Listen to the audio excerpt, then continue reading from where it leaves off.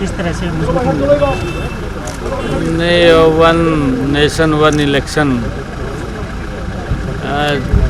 देखिए आदरणीय प्रधानमंत्री जी का जो उनका विज़न है, जो उनकी सोच है कि भारत विकसित राष्ट्र बने, और हम लगातार समस्याओं में ही उलझते रहते हैं।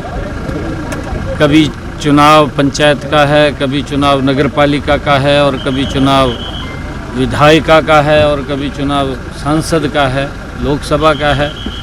इन्हीं चुनावों के अंदर समय बर्बाद और पैसा वेस्टेज होता था। प्रधानमंत्री जी जो बिल लेकर के आए हैं वन नेशन वन इलेक्शन, उसकी मैं पूरी प्रशंसा करता हूं, और इससे खर्चा भी कम होगा, समय भी बचेगा, और ये भारत विकसित राष्ट्र गति से बनेगा।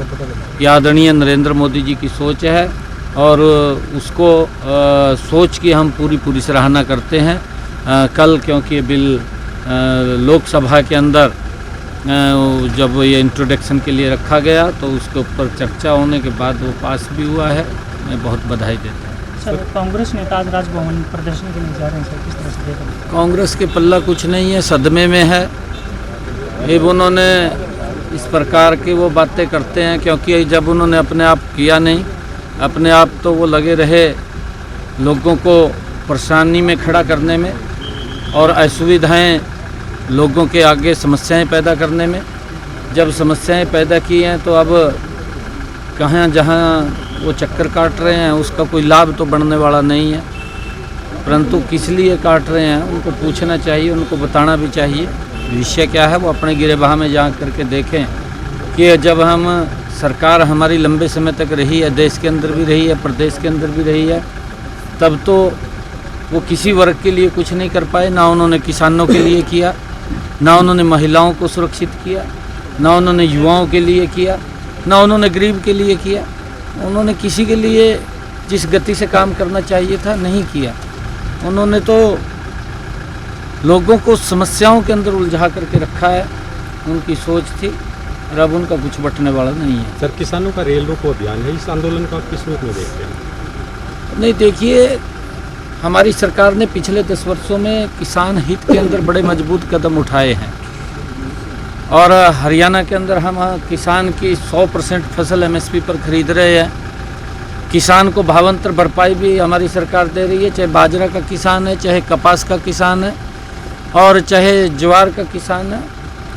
और एमएसपी के ऊपर हमने अभी ये कहा है कि हम 100% फसलें एमएसपी पर खरीदेंगे।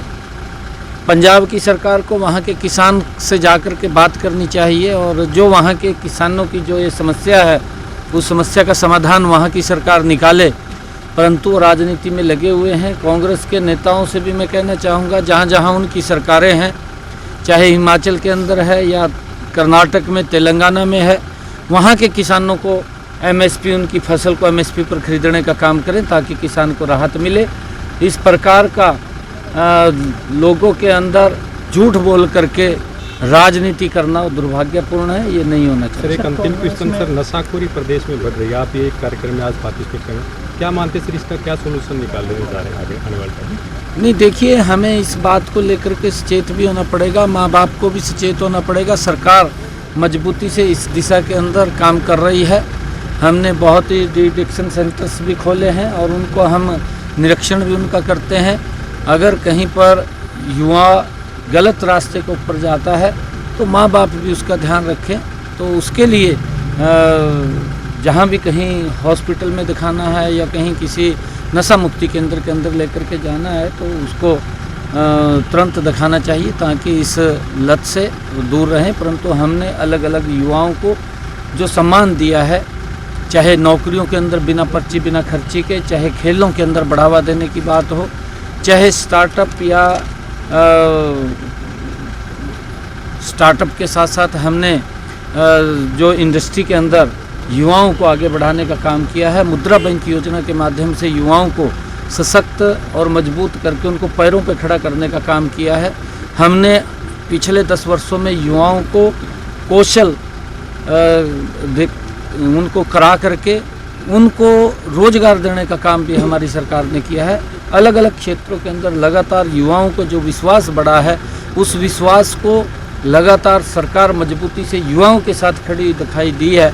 युवाओं के अंदर भी एक बड़ा उत्साह और जोश इस सरकार के प्रति है, क्योंकि जब देखते हैं कि बिना पर्ची बिना खर्ची के युवाओं को रोज़गार मिल रहा है, तो अगर कोई युवा रास्ता भटकता है तो उसका ध्यान माँ बाप भी रखे और हम भी उसके लिए अलग से व्यवस्था करके इसको मजबूती से उसको रोकने का काम कर रहे हैं, ताकि नशा ना फैले। और नशे के खिलाफ मुहिम भी हम चली हुई है, ताकि और इसके लिए हमने आगे भी और नई प्लानिंग की है।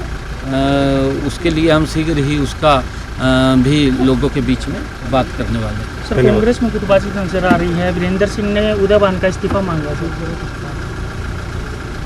देखिए, क्योंकि कांग्रेस तो गुटबाजी की शिकार है, इस्तीफा मांगना तो अच्छा है। उन्होंने वो आपस में ही इस प्रकार की बात कर रहे हो तो ईवीएम को दोष देते थे कि ईवीएम हैक कर ली गई। ईवीएम हैक नहीं हुई है।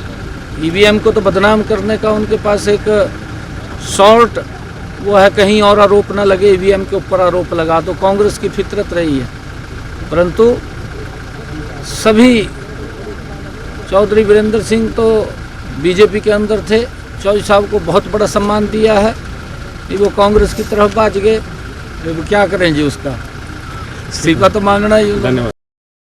हे डैड, चंगी तरह खेडी चैंप। Any doubt? किदा केडी अज बेको सुके सुके दाग बेको नो डाउट इन्ना सुक्के दागा लई है सर्फ एक्सेलमैटिक हुण नवे पैक विच एसपीपी टेक्नोलॉजी दे नाल ए जिद्दी सुक्के दाग कटे semi automatic machine which he any doubt नवा सर्फ एक्सेलमैटिक।